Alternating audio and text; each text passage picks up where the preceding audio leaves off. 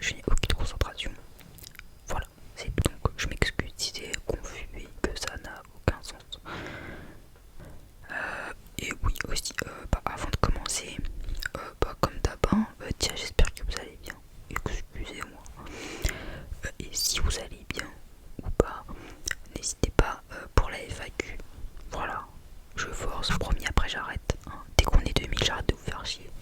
Donc abonnez-vous, wesh. Vous attendez quoi? Non, je rigole. Faites ce que vous voulez, je m'en fous. Pardon. Bah voilà. Hein. Donc, comment je fais qu'est-ce que je vais dire en fait? Je sais pas. Ouais, du coup. Ah oui, attendez, j'allais oublier. Très important. Voilà, c'est vraiment super important. Si jamais vous êtes dans le besoin, si jamais vous vous sentez concerné par la solitude, bah voilà, que vous êtes dans une forme de détresse ou vraiment en détresse, voilà, juste au cas où je vous mets le numéro et je vous mettrai des liens SOS Amitié, tout ça. Voilà, d'habitude j'ai jamais fait ça encore, mais à chaque fois j'y pense et j'oublie malheureusement. Mais cette fois-ci je vais pas oublier, je vous mets absolument les liens et le numéro au moins de SOS Amitié.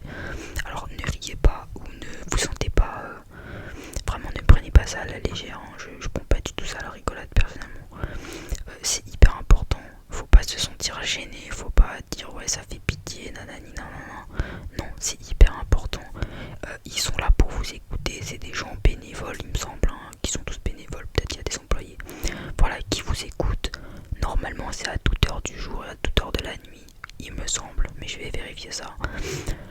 Et donc voilà, si vous avez besoin, si vraiment vous vous sentez seul et que même si vous faites chier honnêtement, si vous avez des idées noires ou quoi, voilà, ils sont là pour ça. C'est hyper important de pas rester isolé, de pas, voilà, de pas s'enfermer dans sa bulle et en croyant que tout le monde s'en fout et que ça n'a pas de sens et que votre vie n'a pas d'intérêt. Votre vie est essentielle à toute l'humanité, au bon déroulement du fonctionnement de cet univers. Ne l'oubliez jamais. Et même quand vous l'oubliez, essayez toujours de vous recentrer, de vous rappeler de ça. On a besoin des uns des autres. Et personne n'est inférieur à personne. Voilà, c'est tout. Je vais pas divaguer encore, parce que sinon ça va être trop long. Mais ne l'oubliez jamais, vraiment. Et si besoin, SOS Amitié. Voilà. Donc, tout d'abord, est-ce que c'est grave de pas avoir d'amis? En tout cas, voilà. Moi personnellement, j'ai absolument pas honte de le dire. J'ai pas d'amis du tout. Je ne connais absolument personne. Je sors dehors, je suis un fantôme. Personne me connaît, je connais personne. Alors, je dirais personnellement que évidemment c'est pas anodin, mais je dirais personnellement que ça a des avantages et des inconvénients, même si je pense que les inconvénients de cette solitude sont beaucoup plus graves, en tout cas sont plus dévastateurs que les inconvénients, enfin que les avantages à la solitude enfin, sont des bénéfices pour nous. Mais voilà, je pense vraiment que ça peut être intéressant et moi personnellement je pense que ça m'a enfin, je vais pas dire ça m'a beaucoup aidé, mais en fait je crois que rien n'est réellement un problème dans la vie.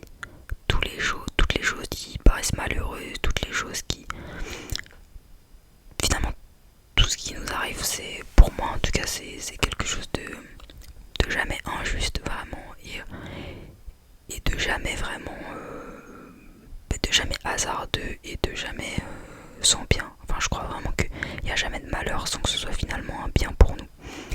Et je sais pas si c'est très clair ce que je raconte, mais bon, c'est pas grave. Voilà. Mais donc, pour le fait de pas avoir d'amis, oui, je pense que ça m'a beaucoup.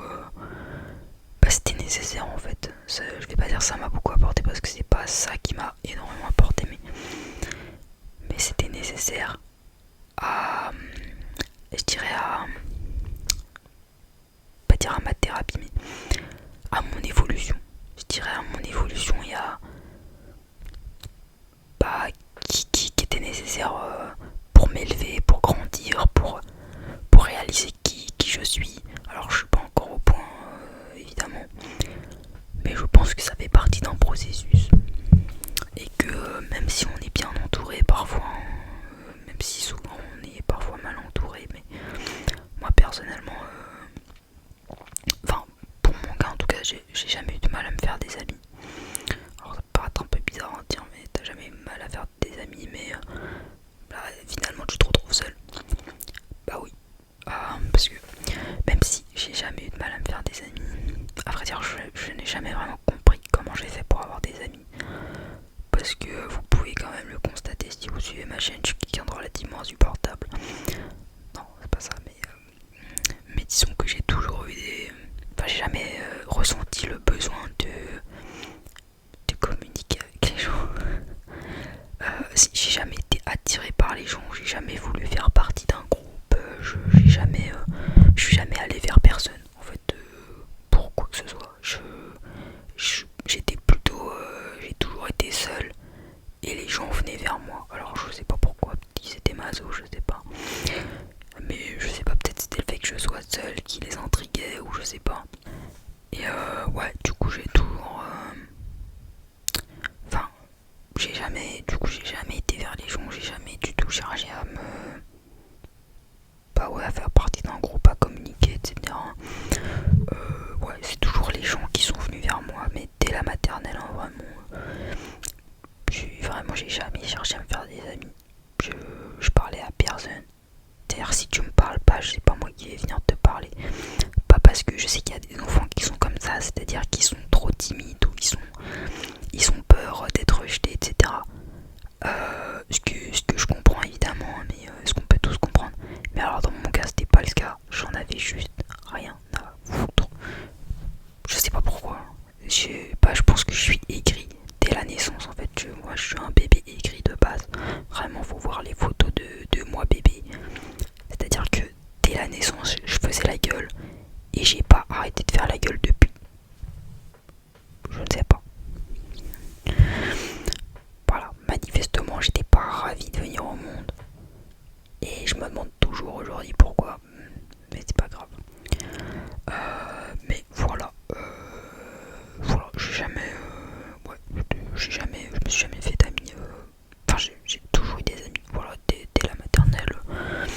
J'avais des bons potes. Enfin, j'avais des meilleurs amis, tout ça. Après, des potes dans la rue, des potes à l'école, des moins potes, etc. J'avais tout type de relations sociales. Voilà, j'étais pas tellement asocial. Enfin, je m'embrouillais avec tout le monde. Je supportais pas les règles, je supportais pas qu'on m'impose quoi que ce soit, même mes amis. J'avais tendance à les ghoster. Alors je sais pas quel genre d'ami je suis, mais à chaque fois, dès qu'ils voulaient faire un truc et que moi j'avais pas envie, je leur disais bah non, venez on fait autre chose, ou non je veux pas faire ça, restez avec moi. J'en avais juste rien à foutre, ok faites ça et moi je vais ailleurs, je vais faire des tours. Voilà, bon, j'ai toujours été très très solitaire, et ça m'a jamais posé de problème, j'ai jamais eu peur d'être seul, ça m'a toujours plus fait chier d'être avec des gens parce que je devais m'adapter, je devais faire des concessions, vous voyez, ce qui est nécessaire à toute, ce qui est nécessaire pour avoir une sociabilité apaisée et saine. Mais évidemment, individu malsain que je suis, j'ai toujours été incapable de m'adapter et j'ai jamais voulu m'adapter en fait. Donc, désolé. Et bah voilà, pour ça, ouais, juste pour situer, voilà, j'ai jamais eu de mal à me faire des amis, j'ai toujours eu plus ou moins des amis, j'ai toujours eu plein de potes, plein de potes partout. C'est-à-dire, enfin, moi j'ai grandi dans une cité, donc si vous êtes dans la même situation, enfin vous avez grandi dans la même situation, je sais pas si c'est que pour moi ou si tout le monde c'est pareil, dans toutes les cités c'est pareil, mais tout le monde se connaît. On est tous le cousin de quelqu'un qu'on connaît pas de base. Vraiment, on a des cousins, des potes partout, même si on n'est pas de la même famille. C'est comme ça.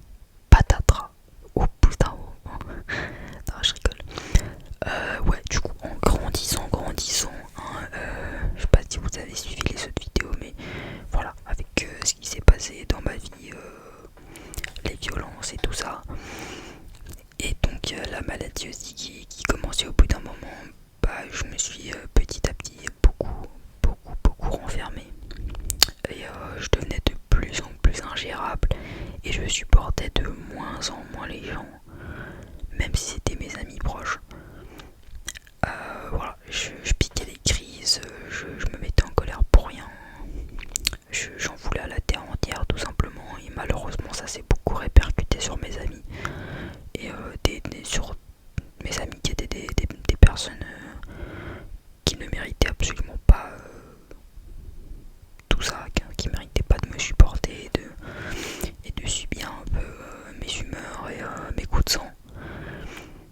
Mais bon, voilà, c'est comme ça, hein, je vais pas me flageller avec ça toute ma vie. Même si évidemment j'ai eu beaucoup de culpabilité, mais voilà.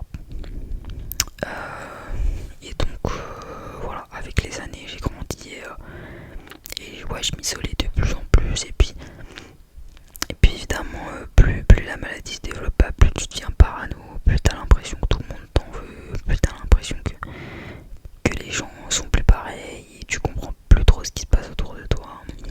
Et les gens autour de toi ils comprennent pas non plus parce que t'as changé et finalement toi tu crois que les autres changent alors que c'est toi qui changes radicalement et donc ils te comprennent pas. Donc et puis ça fait peur aussi un peu, je peux comprendre quand tu vois quelqu'un délirer et que tu comprends pas ce qu'il raconte, qu'il y a des coups de sang, des coups de colère, tu sais pas d'où ça sort.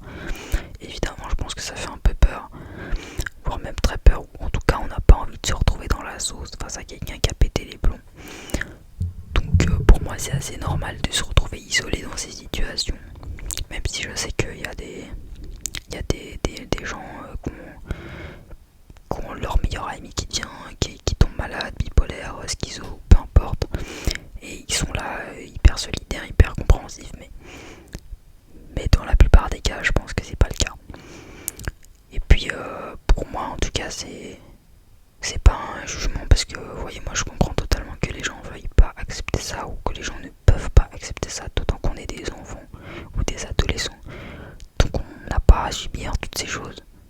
Alors si on est malade on peut accepter, on est obligé de toute façon, mais quand on est extérieur, on taille la route quoi, enfin on passe à autre chose, enfin c'est pas notre vie, mais ce qui est tout à fait normal à mes yeux. Et donc voilà, toute mon adolescence je l'ai passée solo. Voilà, je voyais que des psys. Voilà, c'est tout. Et sauf quand je suis passé en psychiatrie là, du coup j'étais en contact avec d'autres gens, des adolescents comme moi, plus ou moins jeunes, plus ou moins. Ouais, enfin tout le monde était plus jeune que moi en fait. Mais voilà, c'est à peu près, c'est les seuls individus mineurs que j'ai vus de toute mon adolescence. Donc voilà. Et donc évidemment les psys étaient assez focus sur le fait que on essaye de sociabiliser. Voilà, moi de base en psychiatrie je voulais pas du tout sociabiliser et je me suis dit ok, je parle à personne jusqu'à ce que je sorte. Je veux parler à personne. Sauf que évidemment ça faisait partie des exigences du psychiatre que je sociabilise un petit peu et que si je voulais envisager une sortie. Donc là je me suis donné, vraiment j'ai tout donné, j'ai parlé à tout le monde et à n'importe qui, de n'importe quoi, juste pour que le psy, les infirmières, tout ça voit que je communique avec le monde. Comme ça ils disent ok, toi tu vas un peu mieux, t'arrives à sociabiliser un peu, tu vas pouvoir sortir dans quelques semaines. Voilà, désolé, hein, je suis un stratège, moi toujours, je fais tout pour me sortir de la merde. Voilà, c'est comme ça. C'était peut-être pas une super stratégie, mais bon, du coup, c'est ce que j'ai fait en motivation, CV, lettre de motivation. J'ai tout donné. Non, c'est pas vrai. Voilà, je communiquais avec tout le monde de n'importe quoi et voilà. Enfin, évidemment pas. Je faisais en sorte qu'il y ait toujours quelqu'un, un adulte, pour voir que vraiment je faisais des efforts. Mais voilà, c'est le seul, c'est la seule raison pour laquelle j'ai communiqué avec des gens en psychiatrie.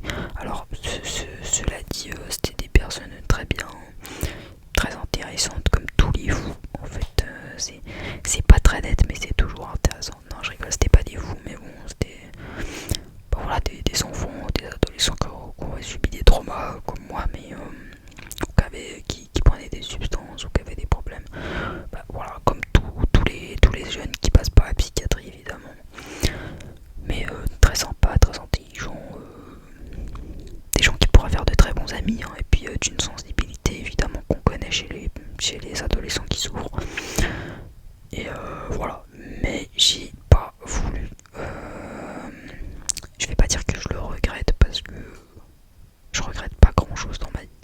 Et pourtant, je devrais. Mais voilà, je regrette pas vraiment, mais ouais, non, en fait, je regrette pas du tout. Enfin, je regrette pas, mais ça veut pas dire que c'était pas des gens bien.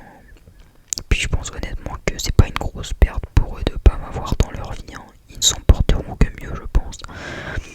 Mais bon, voilà. Donc c'était ma seule tentative de sociabilisation enfin, pour unique but de tromper les psychiatres. Voilà.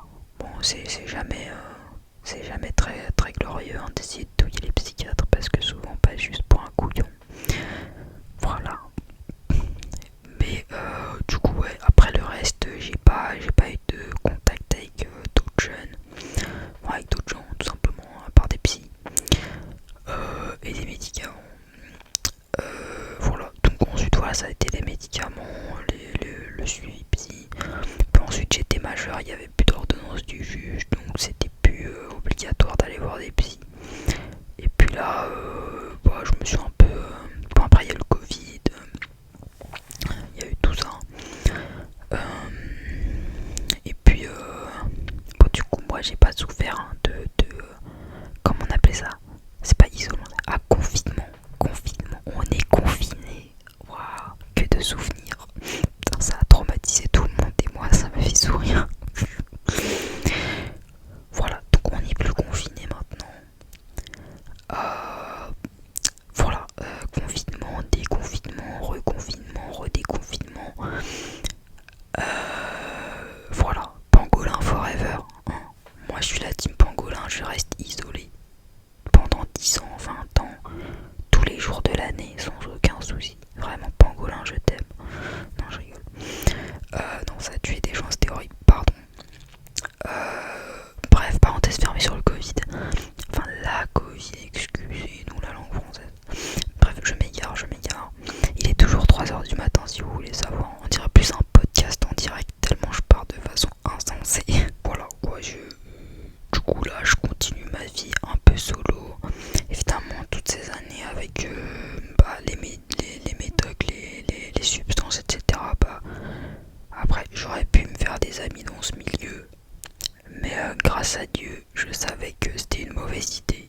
Et à chaque fois que quelqu'un venait vers moi, genre poteau sûr, non frère, on sera pas poteau. Je veux pas être l'ami des toxicos. Je suis désolé, hein, je discrimine pas mes frères et sœurs en galère de toxicomanie.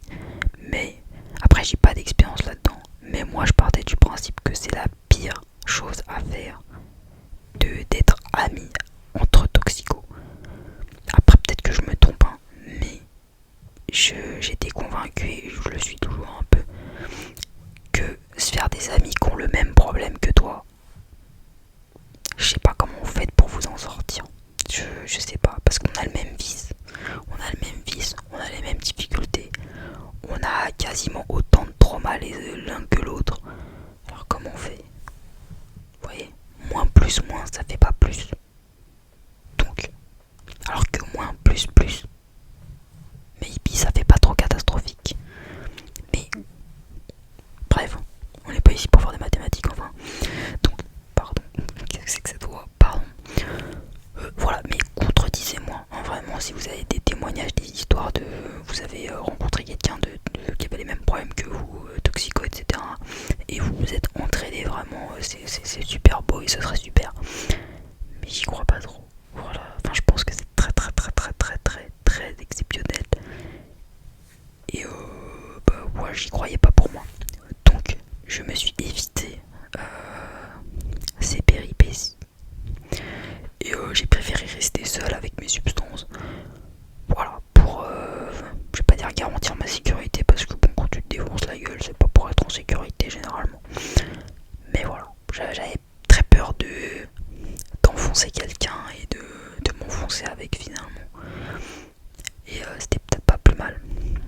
Même si je vous le rappelle, en cas d'overdose ou de surdose c'est très dangereux d'être seul, hein. Faut forcément que quelqu'un trouve votre cadavre ou vous trouve inanimé. Enfin, pardon, c'est un peu glauque, vous trouvez votre cadavre, pardon. Mais voilà, c'est important de pas trop rester seul. Mais honnêtement, je trouve que c'est partagé parce que finalement, quand t'es seul, t'as moins de. Bah, t'as personne qui te. Tu vois personne consommer, donc t'as peut-être moins. C'est moins fun quoi. Quand on consomme tout seul, c'est absolument pathétique, c'est minable et c'est chiant. Donc peut-être que consommer à plusieurs, ça rend le truc un peu cool et donc on devient un peu insouciant. Mais d'un autre côté, si il vous arrive un accident, bah, il y aura des gens pour vous ramasser ou pour se barrer en courant si jamais ils sont complètement torchés et que c'était lâche. J'ai déjà lu ça quelque part. Bon, c'est pas drôle du tout, hein, mais dites-moi vos expériences par rapport à ça, si c'est mieux de s'enfoncer seul ou à plusieurs. Honnêtement, j'aimerais bien savoir parce que moi j'ai testé qu'une seule version. Donc voilà, j'ai toujours, du coup, depuis ma majorité, j'ai toujours été seul, jamais eu d'amis. Et honnêtement, ça va. Enfin, vous n'êtes pas SOS amitié, mais un peu quand même, hein. Franchement, je vous prends comme ça. Désolé si ça vous convient pas. Voilà, moi ça me pose pas tellement de problème, je pense qu'il y a des avantages quand même. Mais est-ce que ça nous permet vraiment de nous développer? Je pense que ça permet de nous centrer, de nous écouter, d'apprendre à nous connaître. Mais pour évoluer et se... Ouais, pour évoluer, se développer, grandir, j'ai quand même l'impression que c'est important de sociabiliser. Putain, je parle d'un avis hyper extérieur quoi. J'ai l'impression a priori que ça a l'air important, mais personnellement j'ai jamais testé. Bref, oui, je pense que c'est quelque chose d'important quand même.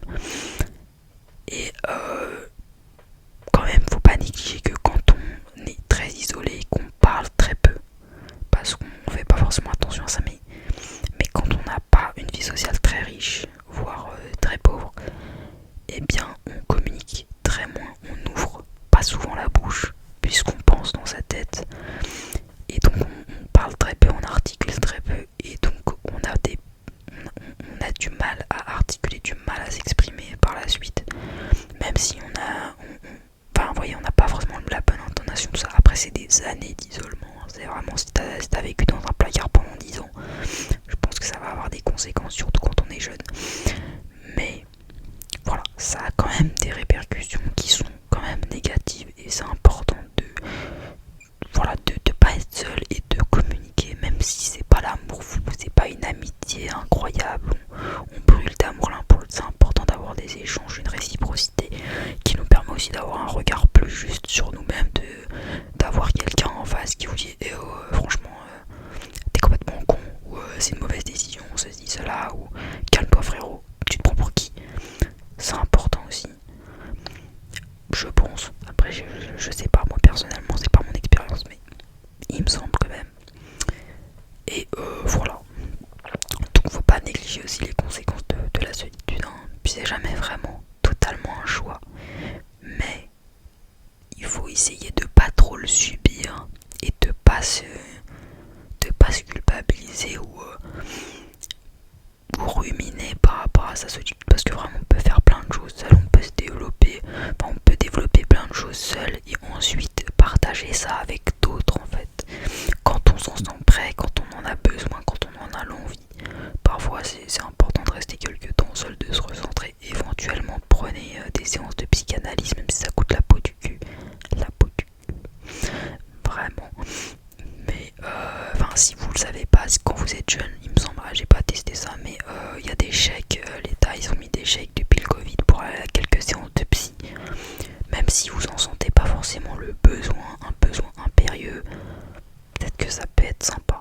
Enfin ce sera pas sympa, non c'est faux, je dis des mensonges sur les psys c'est toujours casse-couille, mais ça peut être intéressant d'au moins voir comment ça se passe là-bas avant que vous pétiez un plomb. Voilà, mieux vaut prévenir que guérir comme on dit. Je ne me suis jamais appliqué cet adage, jamais, jamais, jamais. Je subis toute ma vie. Bref, ok. Donc, bah voilà, je sais pas trop ce que j'ai dit, mais comme d'habitude, hein, je suis pas concentré, il est 3h du matin.